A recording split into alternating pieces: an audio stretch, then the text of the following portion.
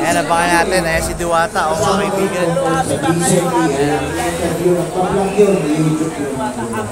Okay, so, these are yung media partners natin dito para i-witness yung pagbubukas ng Diwata Paris Overload dito sa Quezon City. Ayan, kayo pa rin sila mga magsinamagang. Ayan, pupuntahan ko lang ito. Donya na dito sa Parisan, Diwata. Hinalo pa po niya si Ivana Alawi, mga kaibigan. Hindi siya pumunta agad sa kanan. Pumunta talaga siya doon sa ano. Diba? Okay. So, kakausapin natin si Madam. Madam, ano na? Kumusta ikaw? Parang hindi mo kailangan ng ano. Kaya may nagbigay po ng portrait sa kanya. Kamukhang kamukha po niya. Kumusta?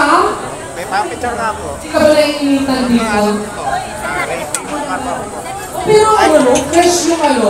Sa lahat na mga pupunta dito, even though this is not air condition, pero maliwalas. No?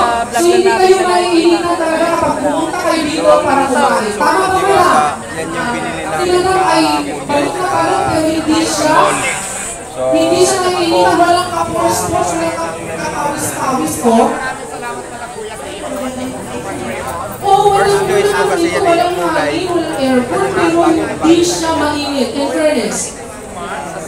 Tingnan niyo po gaano karami ang tao, gaano siya kasikat sa buong Pilipinas. Kakain ng, ano, relax, no? Hindi yung kakain ng pawis ng pawis, at hindi parang komportable sa kainan.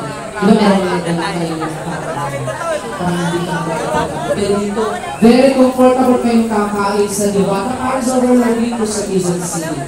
Ayan, minsan mo sa mga ano mo, mga followers mo. Ay, hindi ka vlogger? Bakit ka nagpa-interview? Ayan na po, hintayin na lang po natin mamaya ang kanyang ano, ang pasabog. Mag-vlogger